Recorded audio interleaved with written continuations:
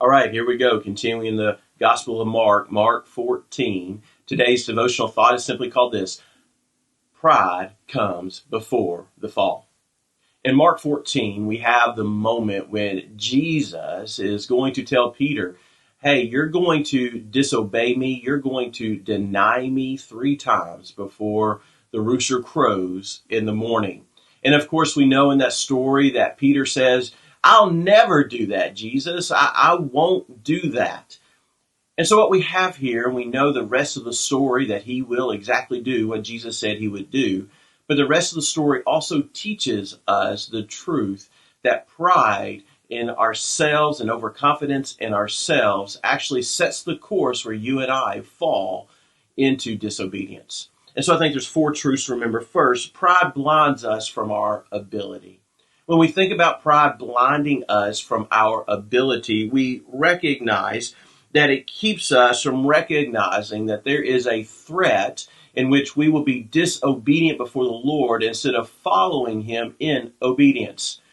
Pride sets in and blinds us in a way that makes us think that we have figured it out. And so as a result, we have to come to the place where we recognize and we know the danger of pride and how it keeps us from seeing the reality of our condition and the threats that are around us that would keep us from serving God. I think the next thing we need to recognize about pride is that pride provides us with a false sense of strength. Remember, Peter said, I won't do that. He had an confidence that was led by a false sense of strength that he was strong enough not to fail Jesus. Now, what is amazing about this for me is we know that it is Peter that will be walking on water, but yet his faith is little, and he ends up sinking and failing because he fell temptation to the wind and the waves and the threats that were around him. And so it's this Peter who says, I've learned from that enough that I have enough strength that I will never fail you. You know, a lot of times in our lives, pride has a way of making us believe that we are okay and that we would not fall prey to the dangers that are around us. We make statements of, well, I would never do that. And a lot of times it's because we believe in our own strength, our own ability, that we can control exactly the temptations that are around us. And so we need to recognize that.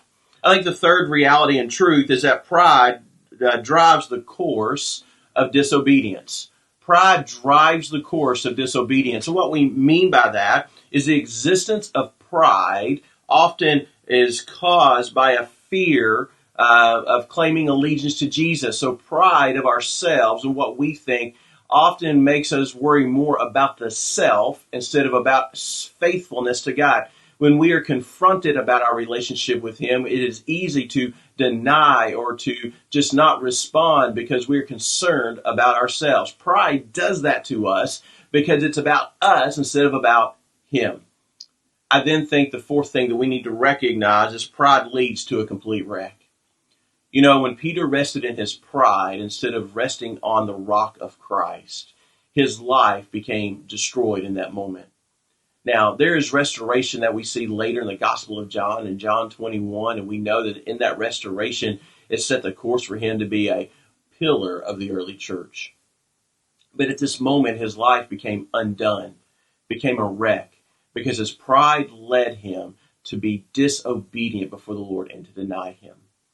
You know, when you consider your life, and I consider my life, we have to ask the question, where is pride sneaking in to keep us from serving in faithfulness to the Lord? And it's my prayer, and I hope it's your prayer, that we would say, Lord, help me. Put away the pride that may want to sneak in, and let me rest in you. We'll see you tomorrow.